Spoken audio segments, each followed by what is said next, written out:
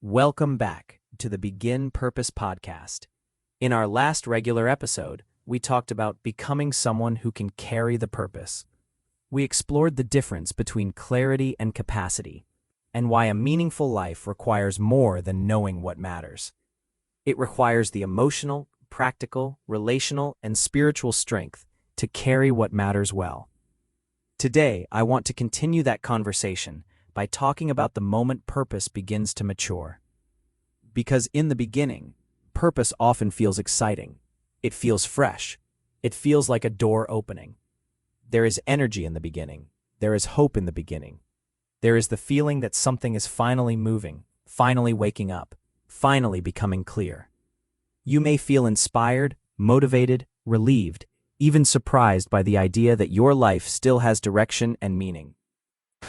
But when purpose starts asking for consistency, sacrifice, patience, discipline, humility, and follow-through, the excitement alone is no longer enough. And that is where many people think something went wrong. They say, "I don't feel as excited as I did before. I'm not as motivated now. This feels heavier than it did in the beginning. Maybe I lost the purpose. Maybe I misunderstood what I was supposed to do." But sometimes you did not lose the purpose. Sometimes the purpose grew up. A purpose that only feels exciting is still in its early stage. It is like a seed breaking open. That matters. Beginnings matter. Inspiration matters. Clarity matters. But no seed stays a seed if it is alive. Eventually, what begins as possibility becomes something that needs tending. It needs water. It needs protection. It needs patience. It needs roots. It needs seasons. It needs the kind of care that does not always feel exciting, but is still deeply meaningful. Purpose matures when it moves from "this inspires me" to "this has been entrusted to me." That shift changes everything. When purpose is only inspiration, you can pick it up when you feel like it and set it down when you don't. But when purpose becomes responsibility, it begins to ask for a different kind of relationship. It asks you to show up when the room is quiet. It asks you to keep going when the results are slow. It asks you to serve when nobody applauds. It asks you to build when the initial emotion has faded. It asks you to become faithful, not just excited. Faithfulness is not a flashy word, but it may be one of the strongest words in a meaningful life. Faithfulness is what remains when motivation has gone home for the day. Faithfulness is what continues when the applause is absent. Faithfulness is what keeps a person anchored when the visible outcome has not yet arrived. Faithfulness is what says, "This still matters, even when it is not thrilling right now." That matters because almost everything meaningful eventually includes ordinary days. The book becomes pages. The business becomes emails. The ministry becomes people with needs. The relationship becomes daily kindness. The health journey becomes repeated choices. The podcast becomes another episode. The calling becomes a calendar. The dream becomes a task list. The vision becomes Monday morning. That does not make it less purposeful. It makes it real. One of the reasons people abandon purpose is that they expected purpose to always feel extraordinary. They thought if something was truly meaningful, it would always feel alive in their hands. But the truth is, some of the most purposeful things you will ever do may feel ordinary while you are doing them. They may feel repetitive. They may feel slow. They may feel unseen. They may feel less like lightning and more like tending a fire. A fire does not stay warm because someone admired the spark. It stays warm because someone keeps feeding it. Purpose works the same way. The spark matters, but the tending matters more. This is where responsibility enters the story. Responsibility is not the enemy of purpose. Responsibility is one of the ways purpose becomes trustworthy. When you become responsible with your purpose, you stop treating it as a mood and start treating it as a stewardship. You stop saying, "I will do this when I feel inspired," and begin asking, "What does this require from me now?" That question may not sound exciting, but it is powerful. What does this require from me now? Not someday, not when everything is perfect, not when I have more confidence, not when I have more time. What does this require from me now? Sometimes the answer is action. Sometimes the answer is rest. Sometimes the answer is study. Sometimes the answer is discipline. Sometimes the answer is a boundary. Sometimes the answer is patience. Sometimes the answer is a conversation you have been avoiding. Sometimes the answer is admitting that you are not ready for the next level because you have not been faithful with the current one. That last one can be hard. Many of us want the next door to open while we are still neglecting the room we are standing in. We want expansion before stewardship. We want more opportunity before we have honored the opportunity already in our hands. We want a bigger platform before we have become faithful with the small circle we already influence. We want a clearer calling before we have acted on the clarity we already have. But purpose often matures through faithfulness to what is already present. The next stage of your purpose may not begin with a dramatic new revelation. It may begin with finally becoming faithful to the thing you already know. That can be disappointing if you are addicted to novelty. New ideas feel exciting. New beginnings feel clean. New plans feel powerful. New notebooks, new strategies, new visions, new announcements, new goals, all of that can feel like movement. But movement is not always maturity. Sometimes newness becomes a hiding place for our responsibility. It is easier to start again than to stay faithful. Starting again gives you the emotional reward of possibility. Staying faithful asks you to face the reality of practice. This is why some people live in a cycle of beginnings. They are always launching, always planning, always reimagining, always declaring a fresh start, but rarely staying long enough for the thing to develop roots. The problem is not that they lack purpose. The problem may be that they keep choosing the emotional high of beginning over the slower strength of becoming responsible. A beginning can be beautiful, but a life made only of beginnings never becomes deep. Depth requires staying.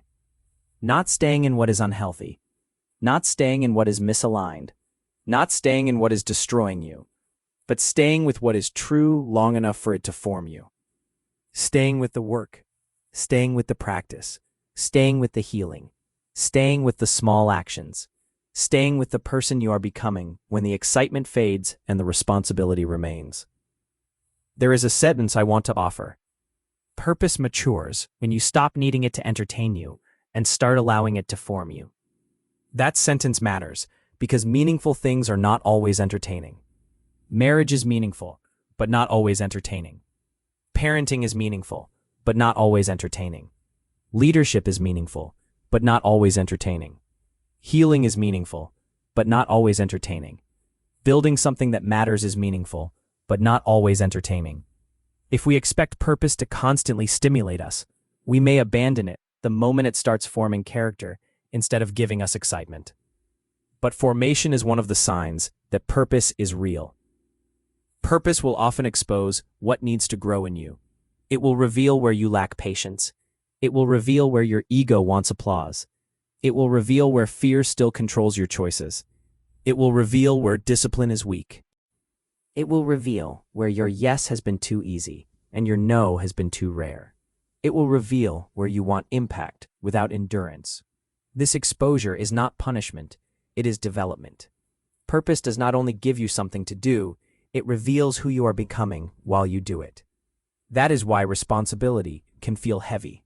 It is not only the work itself, it is the version of you the work requires. Maybe your purpose requires you to become more consistent. Maybe it requires you to become more honest. Maybe it requires you to stop performing and start serving. Maybe it requires you to stop chasing approval and start telling the truth. Maybe it requires you to become more organized. Maybe it requires you to ask for help. Maybe it requires you to stop treating your gift casually. Maybe it requires you to heal the part of you that equates slow progress with failure. Whatever it requires, the responsibility is not there to crush you. It is there to shape you. The danger comes when we resist the shaping but still demand the outcome. We want the fruit without the roots. We want the influence without the formation. We want the harvest without the tending. We want the visible purpose without the private responsibility. But life usually does not work that way for long. You may be able to create momentum without maturity for a season, but you usually cannot sustain it. Eventually, the lack of structure shows, the lack of emotional capacity shows, the lack of boundary shows, the lack of faithfulness shows, the lack of depth shows. That is why responsibility is a gift, even when it feels inconvenient. Responsibility slows us down enough to become trustworthy. And maybe that is the real question for this episode. Not simply, what is my purpose? Not even, can I carry my purpose? But, can my purpose trust me? Can the meaningful thing in your life trust you to keep showing up? Can it trust you not to abandon it every time it becomes ordinary? Can it trust you not to exploit it for validation? Can it trust you to protect it from distraction? Can it trust you to build the habits that sustain it? Can it trust you to be honest when your motives drift? Can it trust you to become more mature as the responsibility increases?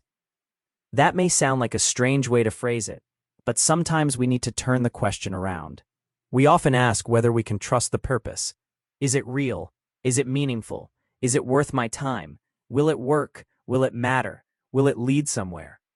Those are human questions, but purpose may be asking something too. Can this person be trusted with what they have been given? That question is not meant to shame you. It is meant to invite you. Because trust can be rebuilt, faithfulness can be practiced, responsibility can be learned. You do not have to become perfect overnight. You simply have to begin becoming more trustworthy with what is already in your hands. The best way to do that is usually small. Choose one part of your purpose that needs a more faithful rhythm. Not the whole life, not the whole calling, not the whole dream. One part. Maybe it is writing for 30 minutes twice a week. Maybe it is making the phone call. Maybe it is preparing before the meeting instead of winging it. Maybe it is following through on the promise you made to yourself. Maybe it is showing up for the person you said you wanted to help. Maybe it is protecting 1 hour for deep work. Maybe it is returning to prayer or reflection before making decisions. Maybe it is finishing the thing you keep restarting. The point is not to impress anyone. The point is to practice faithfulness. Because faithfulness creates evidence. Every time you show up when it would be easier not to, you create evidence. Every time you do the small aligned thing, you create evidence. Every time you protect what matters, you create evidence. Every time you stay with the work after the emotional high fades, you create evidence. And over time, that evidence changes your identity. You stop being someone who only gets inspired. You become someone who can be entrusted. You stop being someone who only begins. You become someone who continues. You stop being someone who needs purpose to feel exciting all the time. You become someone who can recognize meaning even in ordinary obedience. That is maturity. There is another side to this too. Responsibility does not mean carrying everything alone. Sometimes people hear responsibility and immediately think pressure. They imagine they must become self-sufficient, endlessly strong, always available, and never tired. But that is not maturity. That is a recipe for burnout. Healthy responsibility includes support. It includes rest. It includes wise counsel. It includes asking for help. It includes admitting limits. It includes building systems so your purpose does not depend entirely on your emotional energy. It includes recognizing that stewardship does not mean ownership without assistance. You are responsible for your purpose, but that does not mean you are meant to carry it in isolation. Even the strongest people need rhythms of renewal. Even the clearest calling needs rest. Even meaningful work can become distorted if the person carrying it never stops to be restored. So as purpose becomes responsibility, ask not only, what must I carry, but also, what supports must be in place so I can carry this well? That is not weakness. That is wisdom. Maybe you need better boundaries. Maybe you need a mentor. Maybe you need a calendar. Maybe you need emotional processing.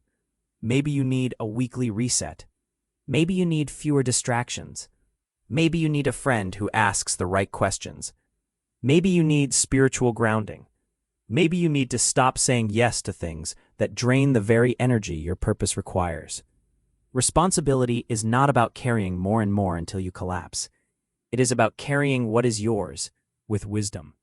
As we close today, I want you to think about the purpose, assignment, dream, or meaningful responsibility already in your hands. Not the fantasy version, the real one. The one that may already be asking something from you. Where has the excitement faded into responsibility? Where have you mistaken ordinary work for lost purpose? Where have you been waiting for motivation when the next step is actually faithfulness? Where have you been asking for expansion when the real invitation is stewardship? Sit with those questions honestly. Then choose one small act of responsibility this week. One promise kept, 1 hour protected, one conversation had, one task finished, one boundary set, one rhythm restarted, one small signal that says, I am becoming trustworthy with what has been placed in my hands. Purpose does not always arrive with fireworks. Sometimes it arrives as a quiet responsibility that keeps asking you to become more faithful. Do not despise that stage. That may be the stage where the deepest growth happens. Thank you for joining me for this episode of the Begin Purpose podcast. In the next regular episode, we will continue this journey by looking at what happens when the life you are building starts asking for endurance, and why staying with purpose over time may require a deeper kind of strength than starting ever did. Until then, remember this: purpose is not only something you discover, it is something you learn to carry responsibly. The excitement may fade, but that does not mean the meaning is gone. Sometimes it means the meaning has matured. This is Begin Purpose, and today is a good day to become faithful with what is already in your hands.